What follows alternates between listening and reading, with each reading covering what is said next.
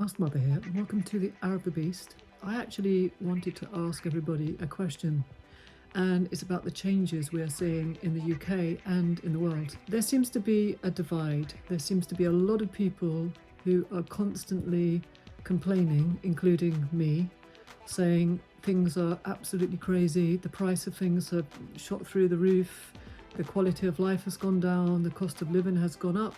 There's an energy crisis, but it seems that the energy companies are totally profiting from it.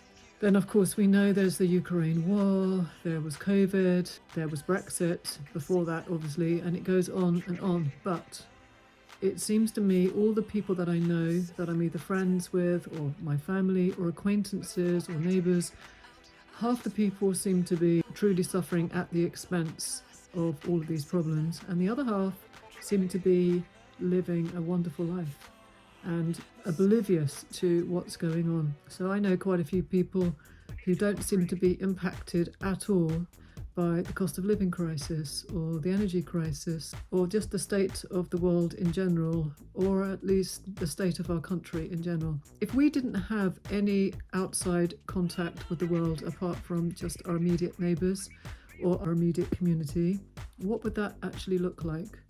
How much information would we gather if we didn't know what was going on in the rest of the country or the world?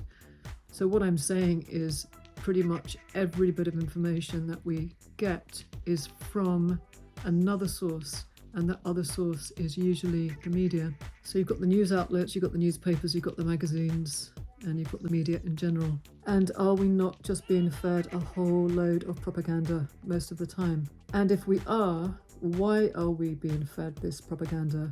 What is actually going on? There's quite a lot of YouTubers and content creators, and they're also saying that there's a lot going on in the world and how wrong it is and all these bad things that are coming.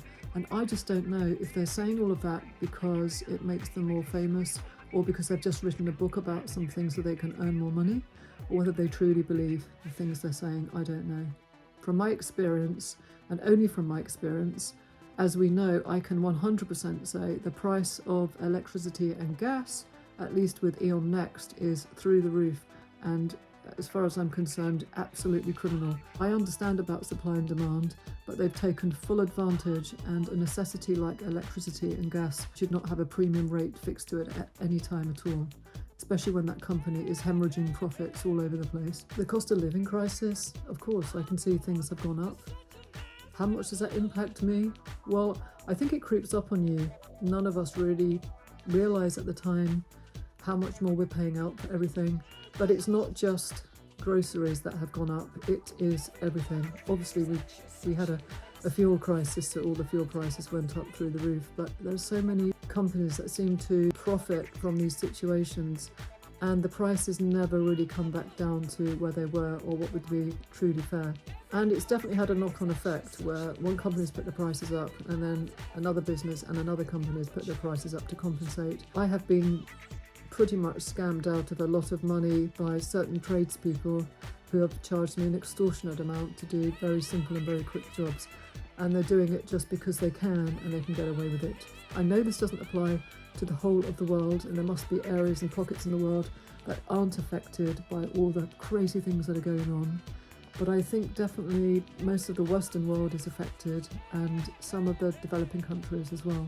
The NHS system is under huge amount of strain, and every now and again I'll hear somebody say that there's too many foreign people in the country, and I remind them, if all the foreign people got up and walked off, let's just say just the ones that are working for the NHS would literally collapse overnight. At the last count, I don't know how long ago it was about 75% of the NHS is made up of foreign medical staff.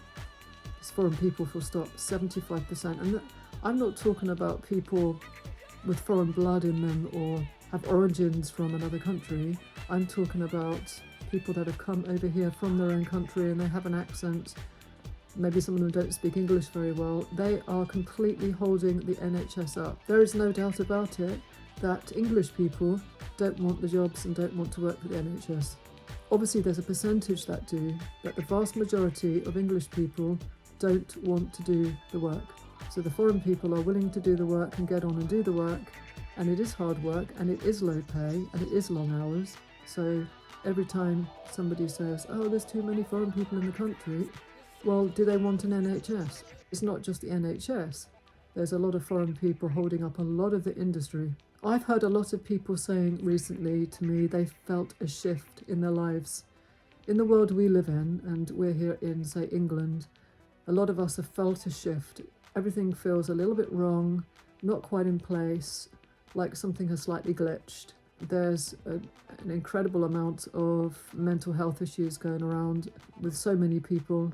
There aren't really the capabilities to deal with the amount of mental health issues anymore. And again, I think part of it is people just don't want to work and don't want to do the jobs.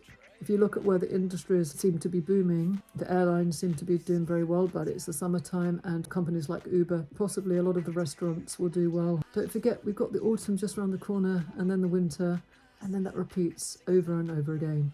I don't know how people are feeling, but I feel there's been a big shift. I feel people have changed quite a lot after COVID. I would love to know other people's thoughts on this and to see if anybody else feels the same way, that things just feel, for me, much harder and quite strange. And I just feel displaced. That's just my experience. I don't know what everybody else feels like. So, from the Hour of the Beast, until the next time.